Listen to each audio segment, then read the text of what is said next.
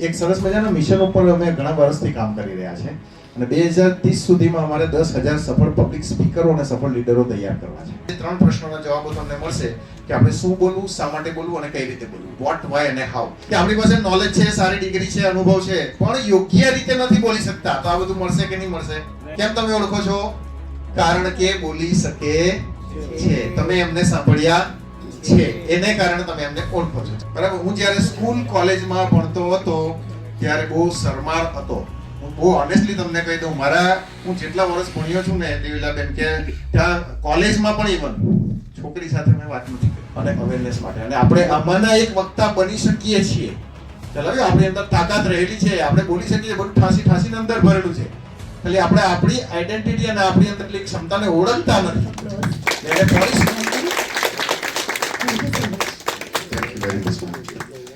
Thank you. Good evening, everyone. How are you?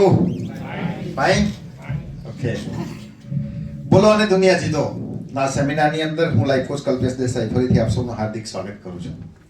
સરસ મજાનો આ સોમવારનો દિવસ છે અને આઈ હોપ કે તમે બધા તમારી જોબ અને પ્રોફેશનમાંથી ફ્રી થઈને એકદમ રિલેક્સ થઈને આવી ગયા છે. Okay, have you taken dinner or not? Hello. Okay, થોડા લોકોએ ડિનર લીધું હશે અને થોડાને હજુ બાકી હશે, રાઈટ? ઓકે, કઈ વાંધો નહીં. આજે તમને મનનો ખોરાક, મનનું ભાથું મળવાનું છે. ઓકે, એક સરસ મજાનું, ઘણી વાર એવું હોય ને કે આપણે કંઈક સારું એડિશનલ કંઈ મળતું હોય તો આપણે કદાચ ખાવાનું પણ ભૂલી જતા હોઈએ. તો આજે કંઈક એવી સિચ્યુએશન તમારી સાથે થશે અને એક સરસ મજાના વિષય સાથે આપ સૌની સમક્ષ ઘણા વખત પછી હું પ્રસ્તુત થયો છું. લગભગ મને યાદ છે 3 વર્ષ પહેલા હું આ કાપડની લાઇબ્રેરીની અંદર હું આવ્યો હતો. દિનેશભાઈ, તમને યાદ હશે. અને એસઆરટી ક્લબ તરફથી મને ઇન્વાઇટ કરવામાં આવ્યો હતો, ત્યારે પણ હું આવ્યો હતો. તો આજે લગભગ અમારી ત્રીજી વિઝિટ છે અને ઘણા સમય પછી આવવાનું થયું છે. ઓકે, તો થોડાક ભાઈઓ અને બહેનો પાછળ છે, એમને હું રિક્વેસ્ટ કરી શકું કે આગળ આવી જાઓ, કારણ કે એમ કરીને જોવું પડે છે. એના કરતાં થોડુંક આગળ આવી જાવ ને, આ વચ્ચેની ગેપ પૂરી તો મજા આવશે. કારણ કે જે વહેલા આવે ને એમને તો એટલા એડવાન્ટેજ મળવા જ જોઈએ કે આગળ આવું, અને જે લેટ આવે ને એમને એટલા લોસ જવો જોઈએ, એમને એટલે રિયલાઇઝ થવું જોઈએ કે અમે પાછળ બેસવું પડ્યું છે કારણ કે અમે લેટ આવે છે. મેડમ, આ જગ્યા ખાલી છે, ફર્સ્ટ રોમાં પણ ખાલી છે, આ સેકન્ડ રોમાં પણ ખાલી છે. આવો મેડમ. સરસ, મજા આવે. જેટલા તમે મારી સાથે નજીકમાં આવો ને તો મને પણ મજા આવે, હું તમારો ચહેરો જોઈ શકું, રાઈટ? ઓકે, આપણે સારું ઇન્ટરેક્શન કરી શકીએ. Wonderful, great. ચાલો શરૂ કરીએ વિથ યોર પરમિશન. ઓકે, સો થઈ છે 8:35. Sorry for delay or 20 minute. અમે હંમેશા એવી કોશિશમાં રહીએ છીએ કે સમય પર શરૂ કરી દઈએ, પણ જવાબદાર કોણ હોય? ઓડિયન્સ. બરાબર છે. ઓકે, પણ સારું છે કે તમે તો આટલા ટાઈમ પર બી આવી ગયા છો. બરાબર છે. ઘણા લોકો તો બહુ લેટ આવતા હોય છે, કારણ કે આપણે જનરલી એક ટેન્ડન્સી એવી થઈ ગઈ છે, આપણું એક હ્યુમન ટેન્ડન્સી એવી છે કે ભાઈ આપણને જો ટાઈમ આપવામાં આવે ને કે 8 વાગે સેમિનાર છે, તો એટલે લોકો એવું સમજે કે 8 વાગે આપણે ઘરેથી નીકળવાનું છે. રાઈટ? ચાલો, સરસ. આપણે શરૂ કરીએ. એક સરસ મજાના મિશન ઉપર અમે ઘણા વર્ષથી કામ કરી રહ્યા છે અને 2030 સુધીમાં અમારે 10,000 સફળ પબ્લિક સ્પીકરો અને સફળ લીડરો તૈયાર કરવા છે. અને એ મિશનના ભાગરૂપે આજના આ સેમિનારનું અમે આયોજન કર્યું છે. ઘણા બધા સેમિનારો અમે કરતા જ રહીએ છીએ અને 3,000ના ફિગર સુધી અમે પહોંચી ચૂક્યા છે. હજુ 7,000 સ્પીકરો અમારે તૈયાર કરવા છે, લીડરો તૈયાર કરીને આ દેશને સમર્પિત કરવા છે. પછી રિટાયર થવું છે, ત્યાં સુધી રિટાયર નથી થવું. બરાબર. ઘણા લોકો મને પૂછે, સાહેબ રિટાયરમેન્ટનું વર્ષ કયું? મૂકો આ મિશન પૂરું થાય પછી, ત્યાં સુધી નહીં. બરાબર. એટલે આમ તો અત્યારે ટાર્ગેટ 2030 નો છે. બરાબર છે. ઓકે, 10 લાખ લોકોના જીવનની અંદર પોઝિટિવ ચેન્જ લાવવું છે, કારણ કે અમે ફક્ત પબ્લિક સ્પીકર અને લીડર બનાવવાનું જ કામ નથી કરતા. અમે લોકોના મેન્ટલ, ફિઝિકલ, ઇમોશનલ હેલ્થ ઉપર પણ અમે કામ કરીએ છીએ. અમે ઘણા બધા સેલ્ફ હિલિંગના વર્કશોપ કરીએ છીએ, મેડિટેશન કરાવીએ છીએ અને ખાસ હું NLPના પ્રોગ્રામો કરું છું, neuro linguistic programming.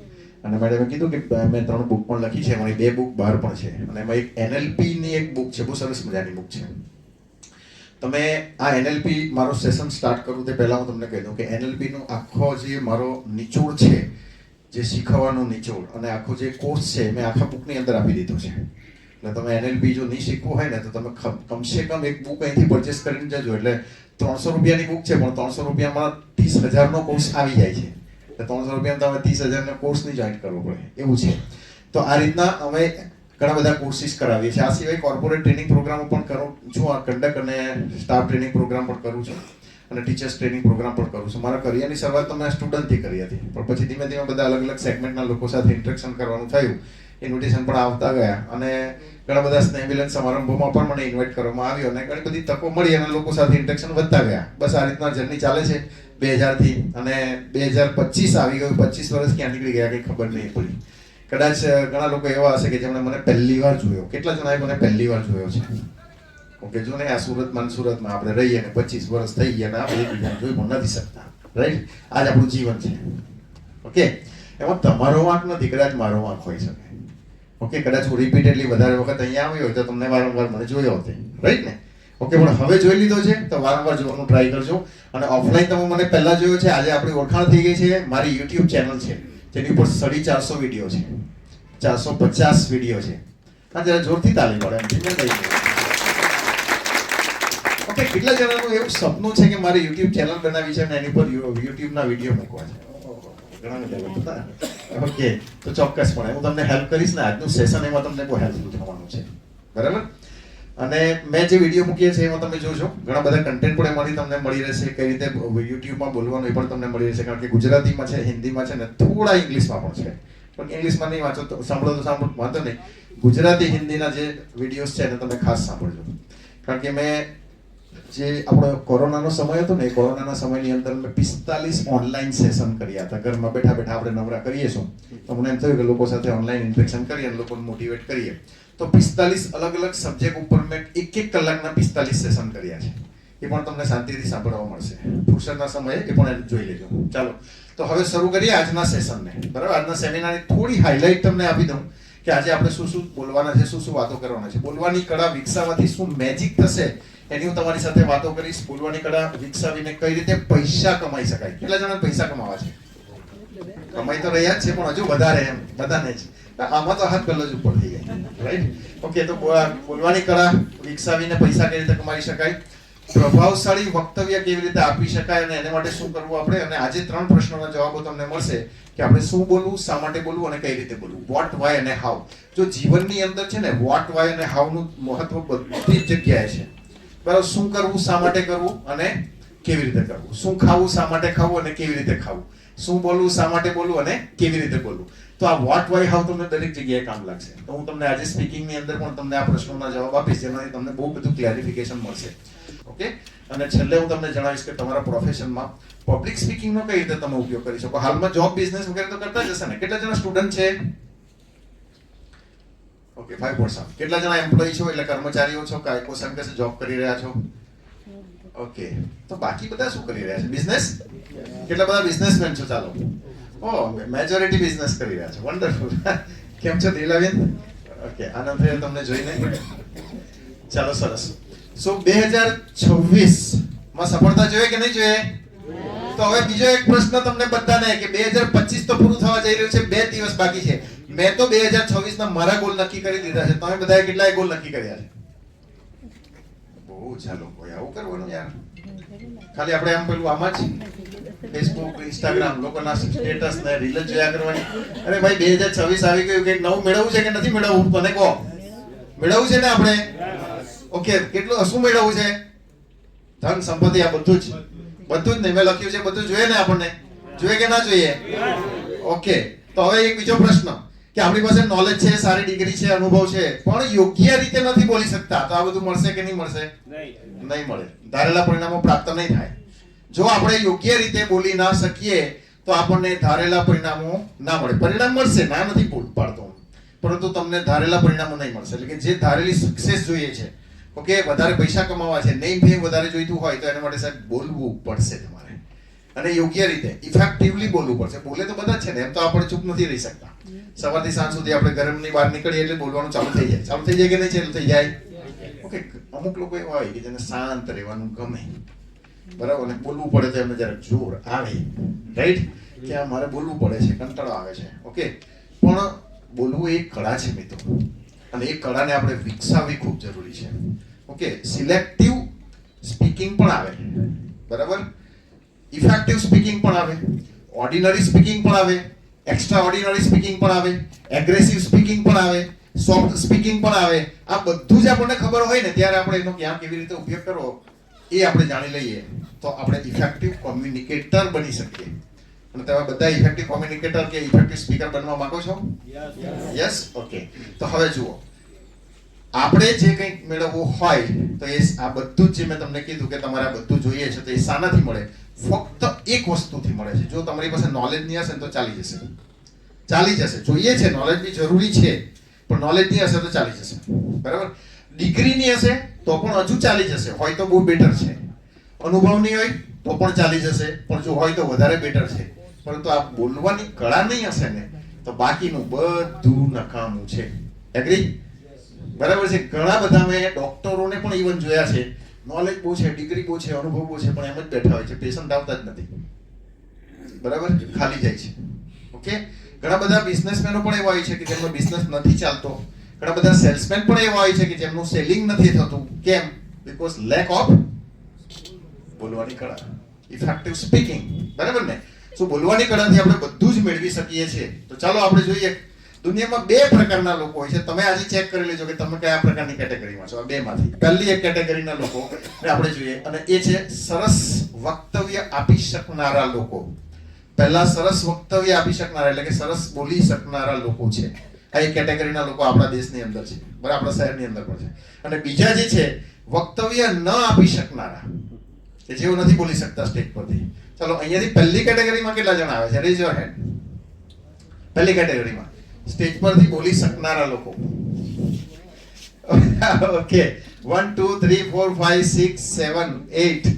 Okay, okay, 60-70 જણા બેઠા છે, એમાંથી ફક્ત 8 જણા બોલી શકનારાની કેટેગરીમાં છે, બાકીના વક્તવ્ય ના આપી શકનારા લોકો છે. ઓકે, તો જુઓ કે જેઓ વક્તવ્ય સારી રીતે આપી શકે છે ને તે લોકોને વધારે પ્રેમ અને પ્રતિષ્ઠા મળે છે, એમને વધારે સક્સેસ અને ગ્રોથ પણ મળે છે, એમને પૈસા, સંપત્તિ, સારા સંબંધો, સન્માન અને સુખ પણ વધારે મળે છે. તો આપણે જો વધારે આ બધું જ મેળવવું હશે 2026માં, તો 2026માં આપણે આ બીજી કેટેગરીમાંથી પહેલી કેટેગરીમાં આપણે આવવાની કોશિશ કરવી પડશે. આજે તમે 2026 માટેનો આ એક ગોલ નક્કી કરી લો કે મારે આ કેટેગરીમાંથી આ કેટેગરીમાં 2026માં હવે આવી જવું છે. કેટલા જણા રેડી છો? કેટલા જણા આવવા માંગો છો? બધાય જ આવું છે. ચાલો, સરસ. તો આજનું સેશન તમને બહુ કામ લાગવાનું છે. આપણે જોઈએ, આ બધા મોટિવેશનલ સ્પીકરોને ઓળખો છો? કોઈકને ને કોઈકને તો ઓળખતા જશો, આમાંથી કદાચ બધાને નહીં ઓળખતા હોય પણ અમુકને તો ઓળખતા જશો. તો એમને કેમ તમે ઓળખો છો? આપણા સુરતના તો છે નહીં. આ કેમ તમે ઓળખો છો? કારણ કે બોલી શકે છે. તમે એમને સાંભળ્યા છે, એને કારણે તમે એમને ઓળખો છો. ચાલો હવે આપણા ગુજરાતના મોટિવેશનલ સ્પીકરોને જુઓ. આ બધાને તમે ઓળખો છો? બરાબર, હું બી છું. મારી સાથે બાકાત નથી રાખતા. ઓકે, તો આ બધા જ મોટિવેશનલ સ્પીકરો છે, આ બધા પણ ગુજરાતના છે, તો એમને પણ તમે ઓળખતા જશો. એમને કેવી રીતે ઓળખો છો? મળ્યા છો? નથી મળ્યા. ઓળખો કેવી રીતે છો? કારણ કે તેઓ બોલે છે અને તમે એમને સાંભળો છો. તેઓ સારી રીતે બોલી શકે છે. ઓકે, આ બધા કોમેન્ટ્રેટરોને જુઓ. આજ સુધી આપણે એમને ક્રિકેટ રમતા જોયા છે ટીવી પર, પણ પછી રિટાયર થયા પછી એ લોકો શું કરે છે? કોમેન્ટ્રી આપે છે. અને ઘણીવાર ઘણા કોમેન્ટ્રેટરો તો જેટલું ક્રિકેટ રમતા નથી કમાય એટલું સ્ટુડિયોમાં બેસીને બોલીને કમાઈ રહ્યા છે. ખ્યાલ આવ્યો ને? તો સારા સારા કોમેન્ટ્રેટરો પણ પૈસા કમાય છે. એમને તો ઓળખતા જશો. ડીકે શિવાની દીદીને ઓળખો ને? ઓકે, ખૂબ જ સરસ મજાની આધ્યાત્મિક વાતો આપણી સમક્ષ કરે છે. ઓકે, અને આપણને ખુશ કેવી રીતે રહેવું, જીવન કેવી રીતે જીવવું એ શીખવે છે. આમને હા, એમને તો આપણે ઓળખીએ જ નહીં. આવા લોકોને તો પહેલા ઓળખીએ આપણે. બરાબર ને? ઓકે, હસાવાનું કામ કરે છે યાર. આપણી અંદર હેપી હોર્મોન્સ રિલીઝ કરે છે. બરાબર, જીવનમાં આપણે ખુશ કેવી રીતે રહેવું તે આપણને શીખવી દે છે. આપણને ન હસવું આવતું હોય તો પણ એમને સાંભળીએ એટલે હસવું આવી જાય છે. તો આટલા સરસ મજાના હાસ્ય તેઓ પોતાના બોલવાની કળા દ્વારા આપણને હસાવે છે. બરાબર, અને એમનાથી વધારે મેજિક કોણ કરે? અમિતાભ બચ્ચન સાહેબ. બરાબર ને? કેબીસી માં સીટ પર બેસી જાય, સામે નાનો હોય કે મોટો હોય બધાને વડીલ એમને એકદમ નમ્રતાથી બેસાડે સીટ પર, પછી સામે બેસે અને પછી ક્વેશ્ચન આન્સર કરે અને કરોડો રૂપિયા કમાય છે કે નહીં? બરાબર, અને વર્ષોથી એમનો શો એકદમ સક્સેસફુલી જાય છે. બરાબર, ઓકે. હવે એમનાથી એક બીજો વધારે મોટા વ્યક્તિઓને આપણે જોઈએ, અને તે કોણ છે?